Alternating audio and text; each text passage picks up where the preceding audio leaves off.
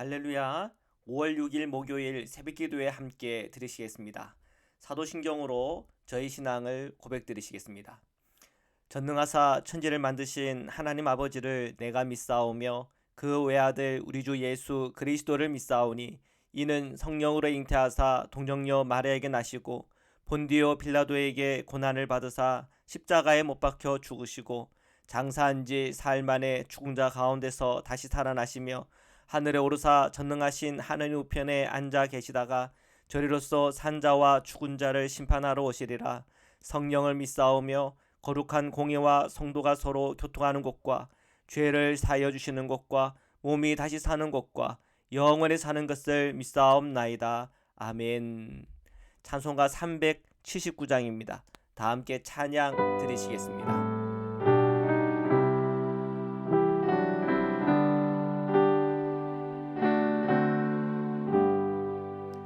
내 갈 길 멀고 밤은 깊은 데에 빛 되신 주 저 본향 집을 향해 가는 길 비추소서. 내 가는 길 다 알지 못하나 한 걸음씩 늘 인도하소서. 이전에 방탕하게 지낼 때에 교만하여 맘대로 고집하던 이 죄인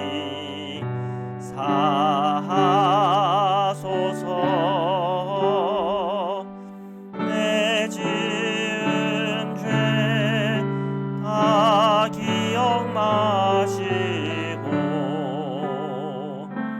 주 뜻대로 늘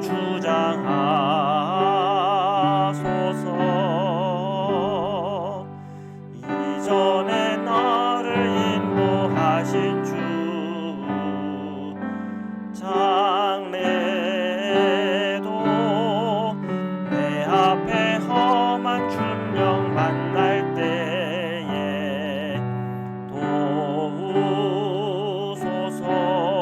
도우소서.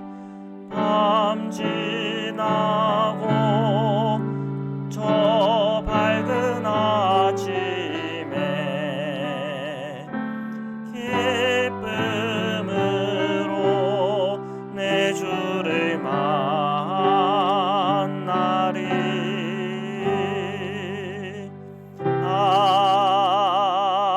아멘. 거룩하신 하나님, 오늘 이 새벽에도 주님 앞에 나와 함께 기도와 간구로 찬양함으로 주님 앞에 나올 수 있는 은혜 주시니 감사합니다. 늘 하나님의 사랑 안에 거하게 하소서. 제 심령과 마음이 늘 주님을 바라게 하소서. 고난과 어려움과 시험이 올 때도 예수 그리스도의 이름으로 승리하게 하시고 주 예수 그리스도 안에 있는 은혜와 복을 누리게 하여 주옵소서. 오늘 주님의 말씀을 함께 읽고 묵상하는 중에 또한 그 말씀을 받는 중에 그 말씀을 통해 힘을 얻게 하시고 영의 눈이 열리게 하시며 그 말씀을 통해 듣는 주의 음성을 따를 때 오늘 우리에게 주시는 하나님의 복을 저희가 다 누리도록 축복하여 주시옵소서. 거룩하신 예수 그리스도의 이름으로 기도드립니다. 아멘.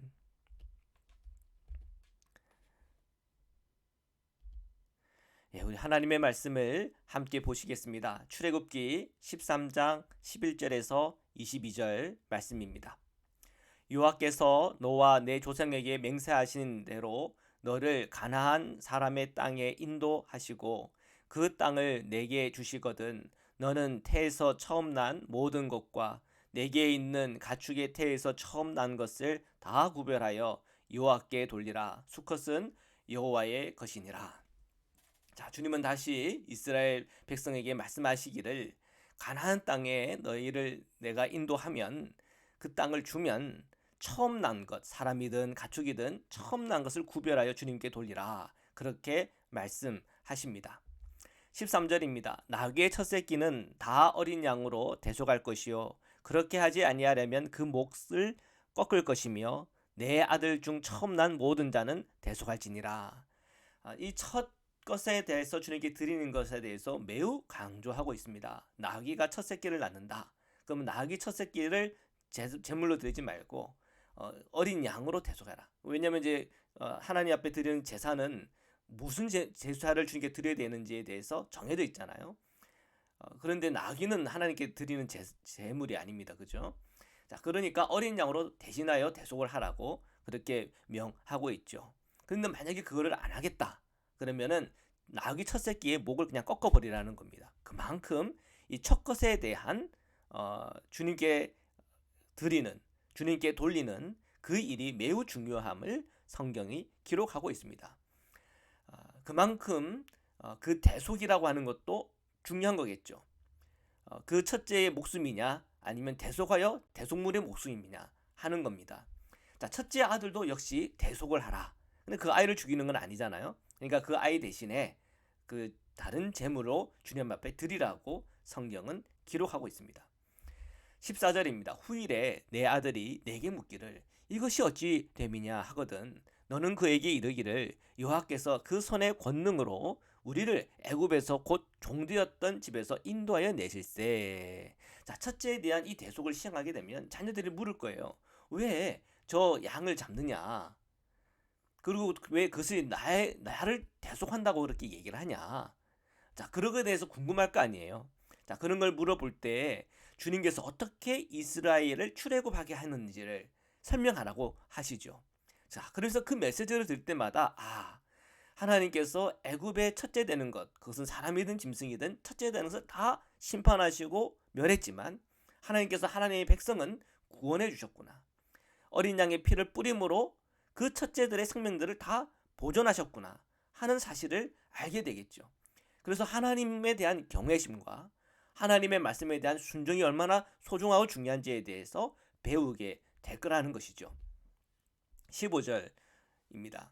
그때에 바로가 완악하여 우리를 보내지 아니하매 여호와께서 애굽 나라 가운데 처음 난 모든 것은 사람의 장자로부터 가축이 처음 난 것까지 다 죽이셨으므로 태에서 처음 난 모든 수컷들은 내가 여호와께 제사를 드려서 내 아들 중에 모든 처음 난 자를 다 대속하리니 설명하는 거죠. 이 스토리는 출애굽 과정에서 일어난 이야기야. 그러면서 설명을 하나하나 하라는 것입니다. 자, 그 다음 말씀 구절을 읽도록 하겠습니다. 16절입니다. 이것이 내 손의 기호와 내 미간의 표가 되리라. 이는 여호와께서 그 손의 권능으로 우리를 애굽에서 인도하여 내셨음이니라 할지니라. 아멘. 자, 지금도 전통 유대인들은 구원, 드림이라고 하는 것은 하나님께 바치는 거죠. 대속물을 바치는 것처럼 또 하나님을 섬김, 예배하는 거죠. 축복, 블레싱이죠. 자, 이 네 가지 문구가 들려져 있는 표를 삼아 가지고 머리 미간에 이렇게 달아놓고요. 또 손에도 이렇게 칭칭 감은 이 안에는 또 그런 말씀 구절이 들어가 있습니다. 자, 이 표를 가지고 다니면서 이때 이 출애굽에 관련된 메시지, 주님의 말씀을 간직한다고 해요. 자, 그만큼 하나님의 백성들이 하나님의 말씀을 소중히 여기고 약속을 믿고 주님의 구원을 믿고 하나님의 백성들을 위하신다고 하는 그 믿음 속에 블레싱을, 축복을 믿는 것입니다. 오늘도 우리에게는 예수 그리스도를 통해서 하나님의 아들, 딸이 되었고 하나님께서 예수 그리스도를 통해서 우리에게 주시는 블레싱이 있죠. 자, 계속해서 말씀을 보시겠습니다. 17절입니다. 바로가 백성을 보낸 후에 블레셋 사람의 땅의 길은 가까울지라도 하나님이 그들을 그 길로 인도하지 아니하셨으니 이는 하나님이 말씀하시기를 이 백성이 전쟁을 하게 되면 마음을 돌이켜 애굽으로 돌아갈까 하셨습니다. 자, 출애굽한 주의 백성들을 블레셋 사람들의 땅으로 보낼 수도 있었어요. 그런데 하나님은 그것을 하지 않았어요. 그 이유가 뭐냐면 그들이 훈련되지 않았다는 거예요. 주의 백성들이 블레셋과 만약에 전쟁을 한다면 그들이 마음의 시험을 들어서 돌이켜 그냥 애굽으로 돌아갈 것 같다는 것을 이미 주님은 다 아신 거죠. 그래서 그 길을 막으셨습니다. 자, 싸움에서 이기려면 준비가 되어야 됩니다. 지금 이스라엘 백성은 출애굽하는 데만 해도 정말 사실은 정신이 없는 거예요. 그 종살이에서 벗어나는 일, 그게 먼저. 두 번째는 광야에서 그들이 훈련되어지는 일, 연단되어지는 일. 그리고 마지막 40년 광야의 길 끝에 이제 적과 꿀이 흐르는 가나안 땅에 들어갈 수 있는 그런 이제 정신적인 영적인 무장이 되는 것 아니겠습니까? 자, 계속해서 말씀을 보겠습니다. 18절 19절입니다. 그러므로 하나님이 홍해의 광야길로 돌려 백성을 인도하심에 이스라엘 자손이 애굽 땅에서 대열을 지어 나올 때에 모세가 요셉의 유고를 가졌으니 이는 요셉이 이스라엘 자손으로 단단히 맹세하게 하여 이르기를 하나님이 반드시 너희를 찾아오시리니 너희는 내 유고를 여기서 가지고 나가라 하였음이더라. 자, 주님은 주의 백성을 홍해가 있는 광야로 이끌어 주셨어요. 왜요? 원래는 블레셋 땅으로 들어갈 수도 있는데 들어가지 못하겠어요. 왜? 들어가다 싸우다가 시험 들면 다 애굽 가자 그럴 것 같으니까. 훈련되지 않았으니까. 자, 그들은 광야로 이끌어 주셨어요. 근데 홍해가 있는 광야예요. 우리는 다 알아요. 이 홍해 때문에 쳐들어오는 그 애굽 군사들 때문에 그들이 간담이 서늘해지고 모세를 그냥 돌로 치려고 할 정도로 그들은 분노와 낙망에 쌓이지 않습니까? 그러나 하나님께서 그 홍해를 갈름으로 말미암아 하나님의 구원이 무엇인지에 대해서 영적으로 눈뜨게 하는 그런 역사가 일어납니다. 근데 그 역사는 지금 감추어져 있어요. 단순히 그들은 광야로 이끄시는 하나님만 볼 거예요. 어쨌든 하나님은 하나님의 백성들을 광야로 이끌어 주셨어요. 사람들은 왜 하나님이 나를 광야로 이끄나 그렇게 말할지 모르겠지만 하나님은 이미 다 마음에 계획하고 있는 거죠. 하나님께서는 그들로 연단하고 훈련하고 하나님이 어떤 분인지 알기 위하여 주님을 계시하기 위한 그 모든 여정이 될 겁니다. 자, 그리고 그들이 출애굽할 때에 요셉의 유고를 가지고 나왔다. 성경은 기록하고 있어요. 자, 창세기 50장 25절에 보면 요셉이 예언하는 예언의 장면들이 있어요. 자, 그 예언이 그대로 성취되고 있음을 성경은 기록하고 있습니다. 20절 22절입니다. 그들이 숫곳을 떠나서 광야 끝 에담에 장막을 치니 여호와께서 그들 앞에서 가시며 낮에는 구름 기둥으로 그들의 길을 인도하시고 밤에는 불 기둥을 그들에게 비추사 낮이나 밤이나 진행하게 하시니 낮에는 구름 기둥 밤에는 불 기둥이 백성 앞에서 떠나지 아니하니라. 아멘. 자, 이스라엘 백성이 출애굽하는 과정 속에 그들은 광야에서 장막을 쳐요. 어쩌면 굉장히 그 시간들이 두렵고 떨리고 때는 흥분도 되기도 하고 여러 많은 복잡한 감정들이 이렇게 들어왔을 것 같아요. 그런데 주님은 계속 끊임없이 그들에게 확증하는 것이 있는데 21절에 보니까 뭐라고 되어 있습니까? 낮에는 구름 기둥으로 그들의 길을 인도하셨고 밤에는 불 기둥으로 그들에게 비추사 낮이나 밤이나 갈 수 있도록 인도해 주셨다는 거예요. 그러니까 그들은 광야에서 자고 있지만 그들은 두려움이 없어요. 왜? 하나님이 함께하고 계시니까. 하나님께서 구름 기둥으로 불 기둥으로 함께하고 계시니까 두려운 게 없는 겁니다. 오늘 우리 성도님들 마찬가지입니다. 인생살이 하는 가운데 힘들고 어려운 순간들이 있어요. 시험의 순간들이 있어요. 고통과 아픔의 순간들이 있어요. 근데 그때 우리가 하나님의 구름 기둥과 불 기둥을 보는 사람은 힘들지가 않습니다. 그러나 하나님의 구름 기둥과 불 기둥을 보지 못하는 사람은 정말 그 시험과 문제 안에 빠져서 고통 가운데 들어가는 겁니다. 이 구름 기둥과 불 기둥은 하나님의 신비인데 그 신비가 오늘날에는 없나? 아니요. 오늘 우리에게 주어진 하나님의 말씀이 구름 기둥이요 불 기둥입니다. 오늘 우리가 하나님께 기도하는 그 기도의 시간이 구름 기둥과 불 기둥의 시간입니다. 사랑하는 성도 여러분, 오늘도 하나님 앞에 기도와 말씀 가운데 나아가 주님께서 우리에게 주시는 보호와 또한 주님이 우리와 함께 하심에 대해서 눈 열어주시고 오늘 하나님의 아들 딸들에게 하나님이 우리를 위하신다고 하는 그 믿음과 확신과 간증이 넘치는 하루 되시기를 주님의 이름으로 축원합니다. 말씀으로 기도드리시겠습니다. 사랑해 주님 감사합니다.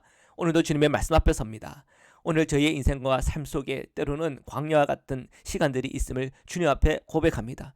이 광야의 시간이 주님 안에 연단되어지고 훈련되어지는 시간이요. 주님께서 우리에게 주시는 큰 승리가 있음을 믿습니다. 오늘도 예수 그리스도의 십자가의 보혈과 주님께서 우리에게 주신 말씀과 주님께서 우리에게 기도로 도우시고 또한 우리로 기도의 자리로 나갈 수 있도록 성령께서 우리를 힘주시옵시고 오늘 우리에게 주시는 하나님의 능력을 힘입어 오늘 우리에게 주어진 모든 하루의 삶이 주님 안에 복이 되도록 축복하여 주시옵소서. 몸이 연약한 자들에게 치유와 회복을 주시고 마음이 아픈 자들, 마음이 연약한 자들 오늘도 성령 충만한 가운데 주님께서 주시는 기쁨과 감사와 평안이 넘치게 하여 주시옵소서. 오늘 이 시간도 함께 하시는 주님을 찬양하며 거룩하신 예수 그리스도의 이름으로 기도드립니다. 아멘. 우리 주기도문으로 마치겠습니다. 하늘에 계신 우리 아버지여, 이름이 거룩히 여김을 받으시오며 나라에 임하오시며 뜻이 하늘에서 이룬 것 같이 땅에서도 이루어지이다. 오늘날 우리에게 일용할 양식을 주옵시고 우리가 우리에게 죄 지은 자를 사하여 준 것 같이 우리의 죄를 사하여 주옵시고 우리를 시험에 들게 하지 마옵시고 다만 악에서 구하옵소서. 나라와 권세와 영광이 아버지께 영원히 있사옵나이다. 아멘.